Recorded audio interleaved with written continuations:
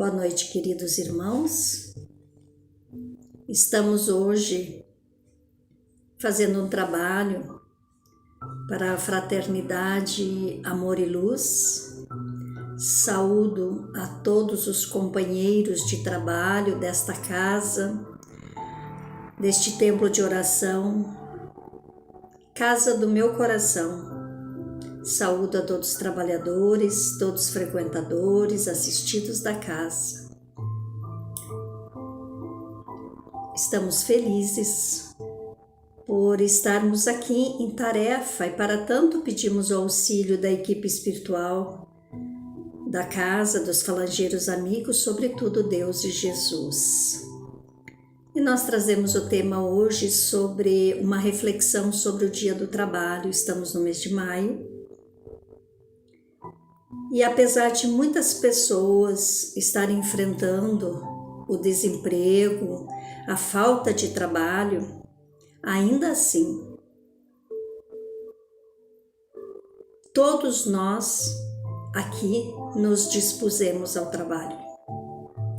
Doar algo de nós mesmos, nosso tempo, nossa energia, nosso ectoplasma, fluidos para auxiliar a equipe espiritual que age sobre nós neste momento em que nós estamos em tarefa, mesmo que seja através dessa tecnologia maravilhosa que podemos utilizar dela para trazer a boa nova.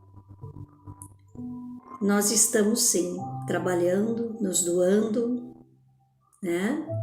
E aprendendo com certeza. E todos os dias assim nós o fazemos, nós trabalhamos, porque tudo na natureza trabalha, tudo está em constante movimento. E o planeta, as pessoas, as consciências, as dimensões, o mundo espiritual, tudo está em movimento. Nós não paramos e não podemos parar. E por quê? Porque do nosso trabalho depende a nossa evolução. Então, o trabalho é extremamente importante, não importa o tipo de trabalho, né? E tem uma imagem que a maioria de nós conhece, né? Nós, como sendo trabalhadores, né?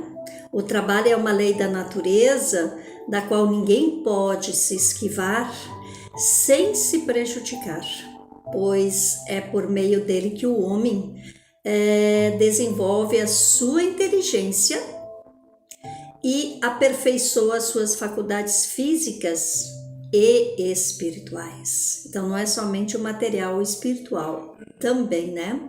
Por isso que lei do trabalho é uma lei da vida, né? E temos uma historinha que fala sobre a cruz de cada um. A cruz que cada um de nós tem que carregar, o seu fardo. Então, um homem achava pesada demais a sua cruz e fazia a sua jornada junto com os demais, porque nós estamos num contexto universo onde ninguém vive sozinho, né? Somos um todo, né? E este homem andava com os demais, mas com muita má vontade.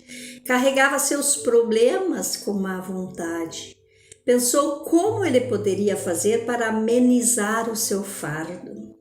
E descobriu então que ele podia serrar um pedaço da sua cruz. Porque ele tem o livre-arbítrio, né? E por um tempo, então, ele estava bem, mas logo o fardo voltava a pesar.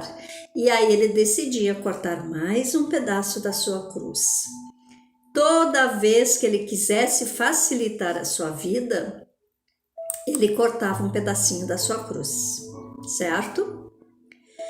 Muito bem. Então, ao longo do caminho, muitos pedaços com certeza foram serrados e chegando ao termo da viagem, chegou à margem de uma vala. E do outro lado apareceu um anjo que deu as boas-vindas a todos que chegaram, né, no término da existência, no final de sua jornada terrena, E este anjo então instruiu a todos que cada um colocasse a sua cruz sobre a vala, porque ela ia servir de ponte para atravessar. E cada cruz tinha a medida exata para servir de ponte para o outro lado. Mas cada um só poderia usar a sua própria cruz para fazer a travessia. Então o homem olhou e comparou a sua cruz, e o anjo lhe orientou, porque ele viu que a dele estava muito pequena e que não poderia fazer a travessia. Então o anjo lhe orientou: é uma pena, mas você deve voltar e juntar todos os pedaços serrados, emendá-los e trazer a cruz inteira a seu termo. Nossa tendência é fugir do trabalho, é se enganar, é querer dar aquele jeitinho para nos esquivar do trabalho. Tudo que fazemos faz parte do nosso desenvolvimento, seja em que plano for. Quando achamos a nossa cruz pesada demais, é porque ainda não achamos o caminho certo, estamos sem vontade de trabalhar. E o maior trabalho para cada um é vencer a si mesmo. O principal trabalho é cada um vencer a si mesmo. E o trabalho deve ser visto como alimento para o espírito e não tortura e sofrimento.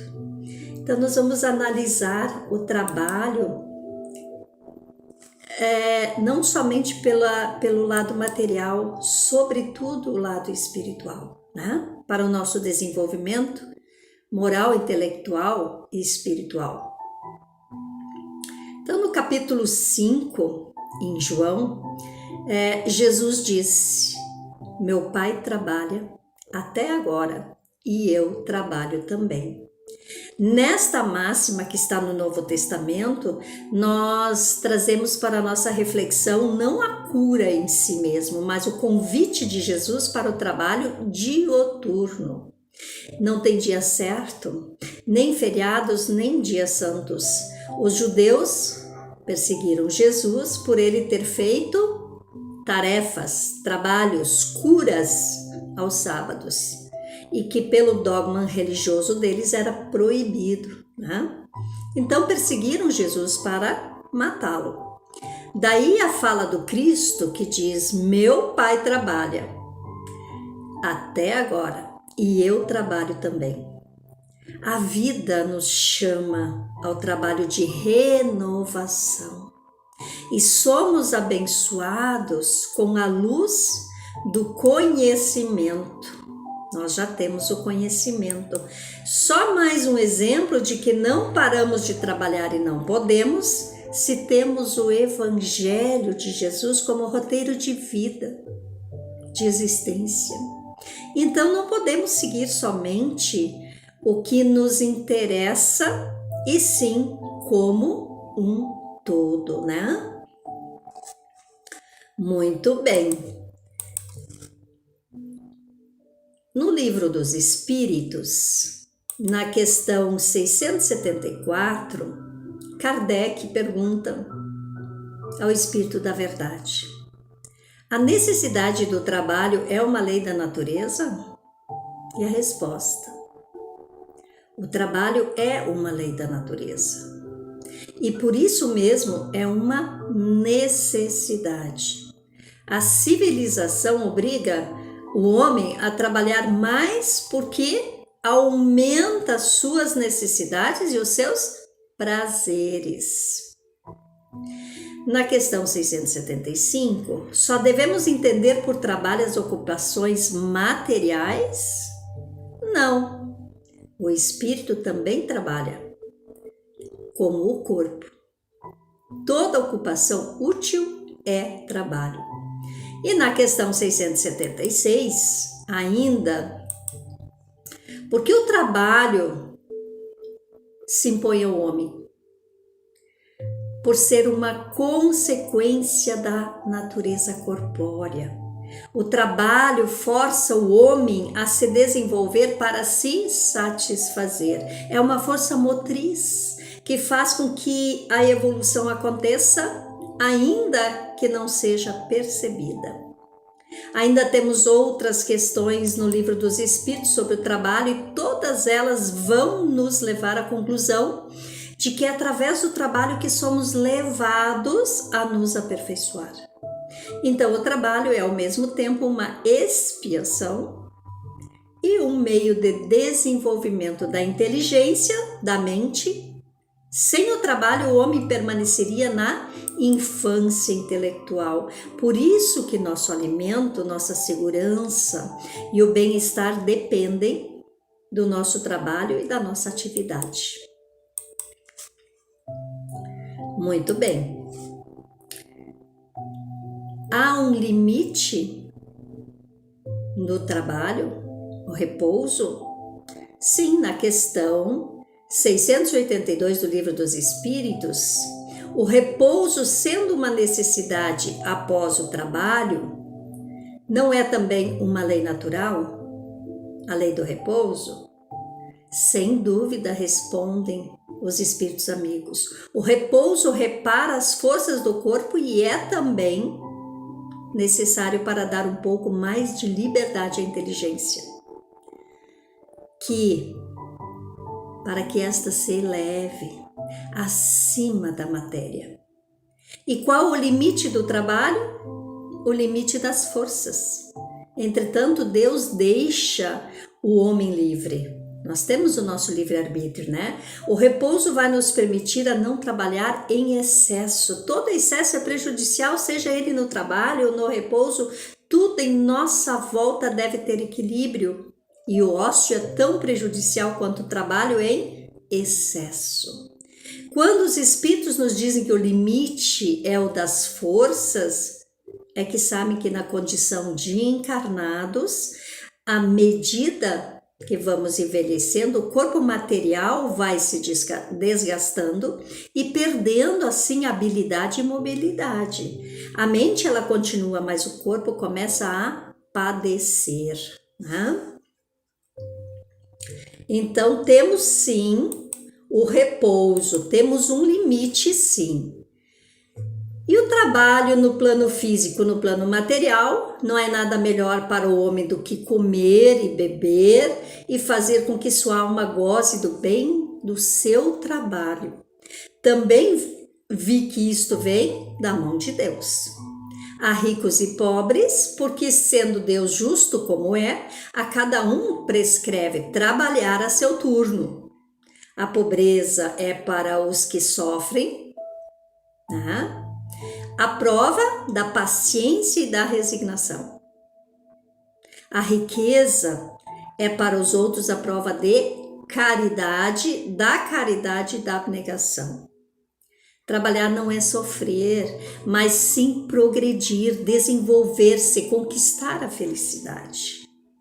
E segundo Caligari, o trabalho honesto proporciona 3 realizações em que todas as pessoas buscam, que todas as pessoas estão em busca. O trabalho fortalece o sentimento e a dignidade pessoal. O trabalho torna a pessoa respeitada na comunidade em que ela vive. E o trabalho, quando bem realizado, ele contribui para a sensação de segurança. Todo o trabalho deve ser bem visto e reconhecido, né? E quem não cultiva o hábito do trabalho, ele pode contrair o vício da preguiça. Preguiçoso, até quando ficarás deitado? Quando te levantarás do teu sono? Um pouco a dormir, um pouco a pestanejar, um pouco a repousar de braços cruzados. Nos orienta em Provérbios, capítulo 6, versículos 6 a 8. Como já vimos, o ócio É uma chaga no caminho do progresso e da evolução do ser humano. Se o homem não tivesse trabalhado desde os tempos dos primórdios, não teria saído da selvageria. A humanidade teria sido aniquilada. A preguiça é um vício. Trazemos a fábula aqui da cigarra e da formiga. A formiga não para de trabalhar no verão, né? Ela sabe o valor do trabalho na sua vida, enquanto que a cigarra só quer cantar. Ela não se preocupa com o inverno que vem pela frente. E qual é a moral dessa história? Não pense somente em se divertir. Trabalhemos e pensemos também no nosso futuro, né? Então, quando o vício da preguiça se instalar, precisamos reagir com vigor e determinação às tentativas de alojamento da preguiça. Nos tecidos sutis de teu equipamento psíquico.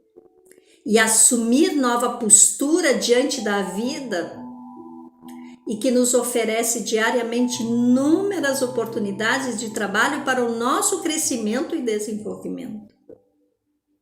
Por isso devemos prestar atenção ao menor sinal de preguiça do corpo e da mente, sinal de que estamos prestes a estagnar na nossa evolução igualmente ao nosso redor. Somos espíritos imortais e estamos inseridos no universo e participamos da evolução do todo. Não teríamos sobrevivido à época das cavernas se não buscássemos o trabalho, certo?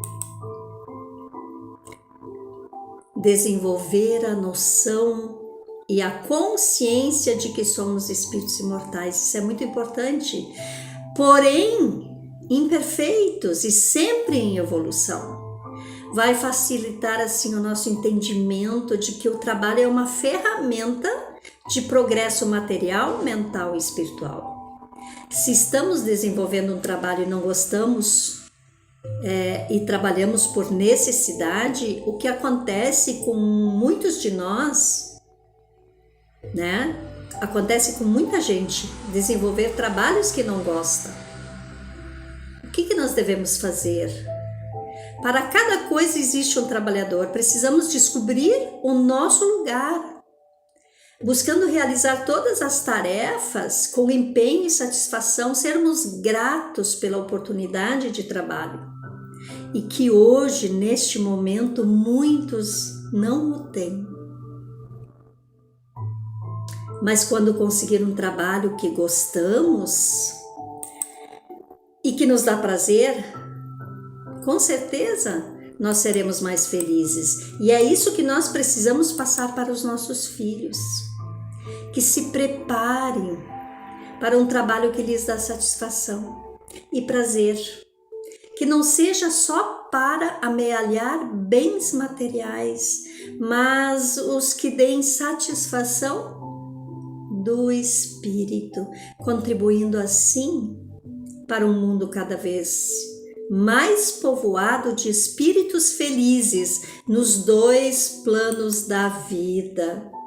Então é muito importante essa questão de nós passar para os nossos filhos também essas questões, né? Que o trabalho ele leva ao progresso e à evolução do ser encarnado, né? O trabalho está diretamente ligado ao progresso do ponto de vista terreno. A máxima que nos diz o Evangelho segundo o Espiritismo, buscai e achareis, é análogo à outra que diz ajuda-te, que o céu te ajudará, né? Está no capítulo 25. E o princípio, e este é o princípio da lei do trabalho e por conseguinte da lei do progresso, porque este é filho do trabalho e porque o trabalho aciona as forças da inteligência. E no Livro dos Espíritos diz que na infância da humanidade o homem não aplica sua inteligência senão a procura de sua alimentação, dos meios de se preservar das intempéries e de se defender dos seus inimigos. Mas Deus lhe deu a mais do que o animal, o desejo incessante do melhor. E é este desejo do melhor que o impele as descobertas, as invenções, o aperfeiçoamento da ciência, porque é a ciência que lhe proporciona o que lhe falta. Através de suas pesquisas, sua inteligência aumenta, né? Sua moral se depura e as necessidades do corpo sucedem às necessidades do espírito. Após o alimento material, é preciso o alimento do espírito, e é assim que o homem passa da selvageria à civilização. E o trabalho, na visão espiritual, as encarnações e o trabalho. Durante as sucessivas encarnações, o espírito adquire experiências importantes para o seu autoconhecimento e para o seu desenvolvimento. E o trabalho que ele executa nessa diversidade de experiências é um meio eficaz para o aprendizado do sentido da vida. O corpo material se desgasta nesse trabalho, mas o espírito sai cada vez mais forte, mais lúcido e mais capaz. A cada experiência vivida na carne, as dificuldades são oportunidades de progresso. Basta que nós possamos enxergar assim e aproveitar as oportunidades. Por elas nos são dadas em nossas encarnações, para que as desenvolvamos muitas vezes de forma dura, para que o nosso espírito se torne cada vez mais capaz de atuar de forma transformadora. Nós somos uma força transformadora. Somos capazes de transformar e evoluir a cada minuto. Portanto, meus irmãos, o trabalho na visão espiritual, ela tem uma grande ação. A depuração do espírito, ela só é alcançada pelo trabalho. A evolução se processa através do trabalho. O trabalho é uma necessidade e um meio de desenvolver a inteligência do ser humano e uma forma dele participar da obra de Deus. Não basta somente ajudar, é preciso dar trabalho ao indivíduo e também orientar-lhe para que ele possa se conscientizar de que o trabalho é que vai fazê-lo evoluir. Nesta ação está o ponto de partida para a aquisição do fim, que é a perfeição. E com o desenvolvimento da mente e da consciência do ser humano, é que vai percebendo o valor dele dentro da obra divina, dentro da obra de Deus. E também desenvolver os seus valores morais, buscando auxiliar e participar ativamente de obras assistenciais, do trabalho espiritual, aprender a tratar com carinho nossos semelhantes, sabendo da importância do trabalho de cada um. Então, estamos bem envolvidos no trabalho e que não é só para adquirir os bens materiais. E será que nos mundos superiores ainda existe o trabalho? Ainda é necessidade de trabalho? Então, na questão 678 do Livro dos Espíritos, pergunta Kardec se nos mundos mais aperfeiçoados o homem é submetido à mesma necessidade de trabalho. E a resposta A: não há ociosidade no universo, nem existe paraíso na inatividade. Nos mundos mais adiantados, o trabalho é relativo à natureza das necessidades. Quanto menos necessidades materiais, menos material é o trabalho. Mas não julgueis por isso que o homem permanece inativo, inútil. A ociosidade seria um suplício em vez de um benefício. Vamos evoluindo e deixando para trás a parte mais grosseira e material das sensações e do trabalho, mas sempre trabalhando. Muito importante, né? Essa questão do trabalho, que ele está sempre ao nosso redor e nós estamos sempre em movimento, sempre trabalhando, né? E o trabalho voluntário na casa espírita? Nós estamos prontos para ele?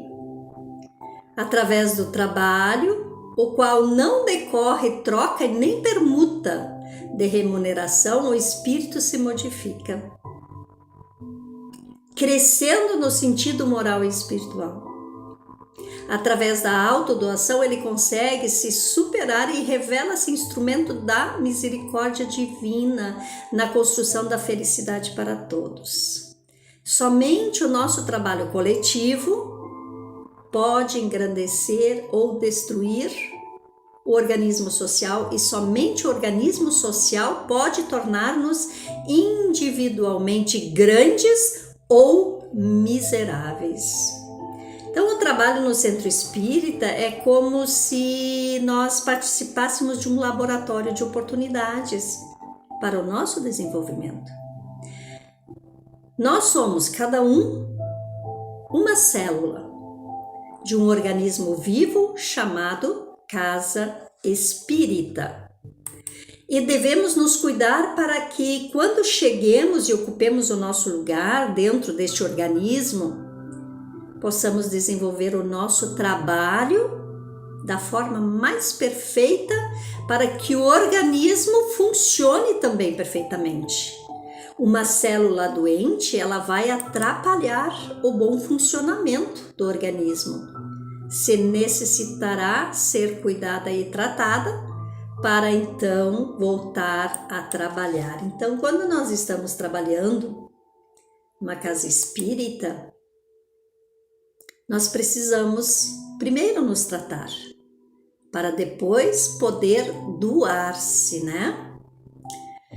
E André Luiz nos fala nos seus livros da importância do trabalho, né? Então ele relata no capítulo 27, quando ele torna ao mundo espiritual, a parte espiritual, lá no livro Nosso Lar, conta isso, nos Obreiros da Vida Eterna, que nas câmeras de retificação, Luiz inicia o seu trabalho e ele começa trabalhando na limpeza, vejam bem, de vômitos de substâncias negras e fétidas. E enquanto ele estava encarnado, ele era um médico, né, na Terra. E no capítulo 32, no Notícias de Veneranda, vem nos falar dessa ministra, dessa nobre senhora, que através do seu trabalho ela possui o maior número de bônus horas, né? 1 milhão de horas de trabalho útil em 200 anos de atividade ali. Imagina, 200 anos trabalhando nessa área, no nosso lar. E no capítulo 14, a casa transitório, o trabalho feito na casa transitória, que pode se deslocar até regiões umbralinas, é de auxílio de caridade, né? Então nós estamos sempre trabalhando, nós não paramos de trabalhar pensando assim, morreu, descansou. Não é verdade, porque não existe ociosidade e não existe descanso eterno, né? Existe trabalho e trabalho de transformação, né? Então estamos sempre em tarefa. E nós temos citações sobre o trabalho também de Bezerra de Menezes, que ensina-nos a trabalhar mais e a produzir mais, a fim de conquistarmos recursos maiores. Tanto quanto nos seja possível receber, concede-nos mais trabalho para sermos úteis. Nos orienta Bezerra de Menezes, né? E então, meus irmãos, nós temos um grande potencial de aperfeiçoamento através da lei do trabalho, que é a lei da vida, porque a vida é eterna e o espírito é imortal, e o trabalho é infinito. Então, que nós possamos refletir sobre essa lei tão importante para nós, almas encarnadas, quanto é necessário exercitar a gratidão, né? E nós temos uma belíssima prece, um belíssimo poema de Amélia Rodrigues, citação de Divaldo, que nos diz: obrigada, Senhor, porque me posso movimentar. Diante do meu corpo perfeito, eu te quero rogar, porque eu vejo na terra aleijados, amputados, decepados, paralisados, que se não podem movimentar. Eu oro por eles, porque eu sei que depois desta expiação, na outra reencarnação, eles também bailarão. Que possamos compreender o verdadeiro sentido de nossas vidas, trabalhando e sendo gratos. Uma boa noite, que Jesus nos abençoe hoje e sempre, que assim seja.